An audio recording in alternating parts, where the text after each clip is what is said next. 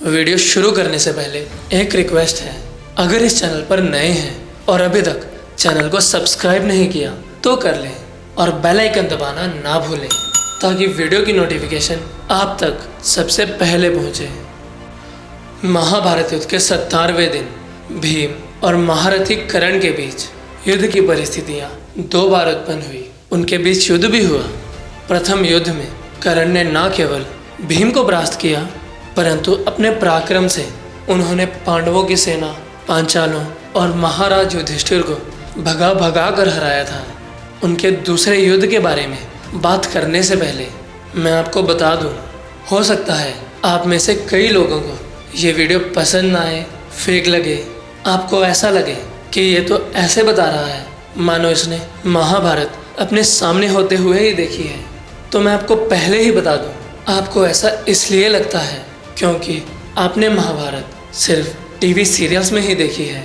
आपने कभी महाभारत ग्रंथ को ना तो देखा है और ना ही कभी पढ़ने की कोशिश की है। आपने सिर्फ और सिर्फ जो टीवी सीरियल्स में देखा है उसे ही सच माना है। पर मैं आपको बता दूं, टीवी सीरियल्स में शो की टीआरपी के लिए अपने हिसाब से कहानी बनाई जाती है। जैसे अगर आपने स्टार प्लस महाभारत देखी होगी तो तब तो आपके लिए कर्ण और भीम के बीच कोई भी युद्ध हुआ ही नहीं होगा, क्योंकि इसमें कभी भी कर्ण और भीम का युद्ध नहीं दिखाया गया। और अगर बात की जाए सूर्यपुत्र कर्ण शो की तो यार सच में इस शो को महाभारत ग्रंथ से कंपेयर करना ही महाभारत ग्रंथ का अपमान करना है। इसमें तो कर्ण ने भीम को मल्लयुद्ध में भी परास्त कर दिया था। अगर इसमें उनका मल्लयुद्ध बलराम के साथ भी होता तो तब तो वे उन्हें भी घसीट कर परास्त कर देते। मैं आपको लिख कर कह सकता हूँ, अगर आपने सूर्यपुत्र कर्ण शो देखा होगा तब तो आपके लिए भगवान श्री कृष्ण भी कर्ण के सामने कमज़ोर ही होंगे। मैं ऐसा इसलिए बता रहा हूँ क्योंकि मैंने खुद ये शो देखा है और उस समय मैं भी कुछ ऐसा ही समझता था। ये तो भगवान का शुक्र है मैंने महाभारत ग्रंथ पढ़ ली, नहीं तो शायद आज मैं भगवान श्री कृष्ण को छोड़कर किसी अन्य का भक्त होता। इसीलिए मैं हर वीडियो में महाभारत ग्रंथ को पढ़ने की सलाह देता हूँ। अगर आप भी महाभारत ग्रंथ को पढ़ना चाहते हैं तो लिंक डिस्क्रिप्शन में है, आप वहाँ से डाउनलोड कर सकते हैं। और हाँ, अगर आपको ऐसा लगता है कि हम तुम्हारी बात पर विश्वास कैसे कर लें, हो सकता है कि तुम भी गलत ही बता रहे हो, तो मैं तो कभी बोलता ही नहीं कि मुझ पर विश्वास करो। ऐसे ही किसी पर विश्वास क्यों कर लेना। आपने जो टीवी सीरियल्स देखे उन पर भी विश्वास क्यों कर लिया। सबसे सही तो ये है, खुद महाभारत खरीदो या डाउनलोड करो और उसका अध्ययन करो। जय श्री कृष्ण दोस्तों, स्वागत है आपका आपके अपने YouTube channel all the time updates में। इस घटना का वर्णन हमें महाभारत के कर्ण पर्व में मिलता है। और हाँ, मैंने इस वीडियो में प्रूफ के लिए महाभारत ग्रंथ से स्क्रीनशॉट्स भी लगा दिए हैं ताकि आपको ये वीडियो फेक ना लगे। तो कर्ण पर्व में ये घटना इस तरह से वर्णित है। जब भीमसेन कौरव सेना को खदेड़ रहे थे तभी शल्य रथ को हाँकते हुए उनके समीप जा पहुँचे। तदंतर बलवान भीमसेन ने अत्यंत कोपित होकर चमचमाते हुए तीखे नाराजों द्वारा कौरव सेना को संपूर्ण दिशाओं से खदेड़ दिया और कर्ण को समीप देख उस पर भी आक्रमण कर दिया। भीमसेन को अपनी ओर आते देख धर्मात्मा व्यकर्तन कर्ण ने एक नाराज द्वारा उनकी छाती में प्रहार किया। फिर अमेय आत्मबल से संपन्न हो उस वीर ने उन्हें अपने बाणों की वर्षा से ढक दिया।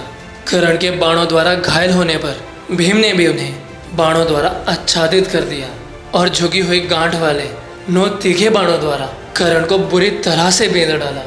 तब कर्ण ने कई बाण मारकर भीमसेन के धनुष के बीच में ही टुकड़े टुकड़े कर दिए और धनुष कट जाने पर उनकी छाती पर समस्त आवरणों का भेदन करने वाले अत्यंत तीखे नाराज से गहरी चोट पहुंचाई।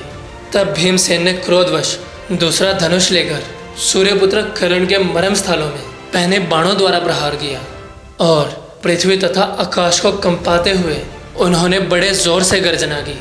तदंतर कर्ण ने भीमसेन को 25 नाराज मारे और वो बाण भीमसेन को ऐसे जा लगे मानो मदोन्मत्त गजराज पर उल्काओं द्वारा प्रहार किया गया हो।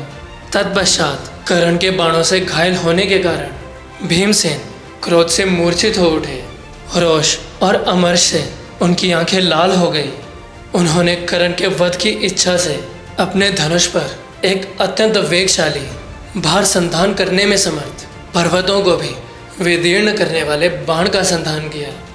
फिर कान तक खींचकर क्रोधवश उसे कर्ण की ओर छोड़ दिया। भीम के हाथ से छूटकर वज्र और विद्युत के समान शब्द करने वाले उस बाण ने रणभूमि में कर्ण को चीर डाला। भीमसेन की चोट खाकर सेनापति कर्ण अचेत हो रथ की बैठक में धम से बैठ गए। उनका सारा शरीर रक्त से सींच गया था। शत्रुओं को दमन करने वाला वह वीर प्राणहीन सा हो गया था। उसी समय भीमसेन को कर्ण की ओर आते देख महाराज शल्य उन्हें सांत्वना देते हुए बोले, भीमसेन, अर्जुन ने पराक्रमिक कर्ण के वध की प्रतिज्ञा की है। तुम सव्यसाची अर्जुन की उस प्रतिज्ञा को सफल करो। इस पर भीमसेन बोले, नरश्रेष्ठ, मैं अर्जुन की उस धीर्थ प्रतिज्ञा को जानता हूँ, परंतु इस पापी कर्ण ने मेरे सामने ही राजा युधिष्ठिर का तिरस्कार किया है। अतः मैंने क्रोध में वशीभूत होकर किसी बात की परवाह नहीं की। भले ही राधे पुत्र कर्ण गिर गया है, फिर भी मेरा क्रोध शांत नहीं हुआ।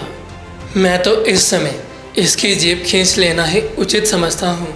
इस नीच ने जहाँ बहुत से राजा एकत्र हुए थे, वहाँ हमारे सुनते हुए ही द्रौपदी के प्रति बहुत से कटु वचन सुनाए हैं। इसीलिए आज मैंने इसकी जीभ काटने की बात कही है। परंतु महाराज, जो युक्ति युक्त बात आपने मुझसे कही है, उसे कड़वी दवा के समान मैंने ग्रहण कर लिया है।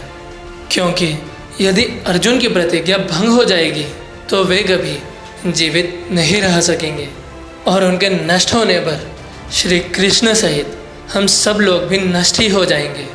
आज किरीटधारी अर्जुन की दृष्टि बढ़ते ही पापचारियों में श्रेष्ठ क्रूर कर्ण मृत्यु को प्राप्त हो जाएगा। उचित उपाय द्वारा मेरे निकट से इसकी रक्षा की है। और इस प्रकार भीमसेन ने युद्ध के 17वें दिन कर्ण को जीवन दान दिया। हाँ, ये बात सत्य है कि कर्ण ने भी माता कुंती के वचन के कारण कई बार भीमसेन को जीवन दान दिया था, परंतु यह बात भी सत्य है कि भीमसेन ने भी अर्जुन की प्रतिज्ञा के कारण कर्ण को जीवन दान दिया था। बस फर्क ये है कि आप पहली बात को तो स्वीकार लेते हो, परंतु कर्ण के प्रति अपने प्रेम और अपनी आस्था के कारण इस दूसरी बात को कभी भी स्वीकार नहीं कर पाते। किसी को वीडियो देखकर बुरा लगा हो तो क्षमा करना। जैसा महाभारत ग्रंथ में वर्णित था, मैंने वैसा ही पढ़कर सुना दिया। अब ये आप पर है, आप इस कड़वे सच को स्वीकारें या टीवी सीरियल्स को ही सच मानकर अपने मन को शांति देते रहें। आज की वीडियो में बस इतना ही। अगर वीडियो में बताई खास जानकारी पसंद आई होगी तो वीडियो को लाइक करें, शेयर करें और चैनल को सब्सक्राइब अवश्य करें।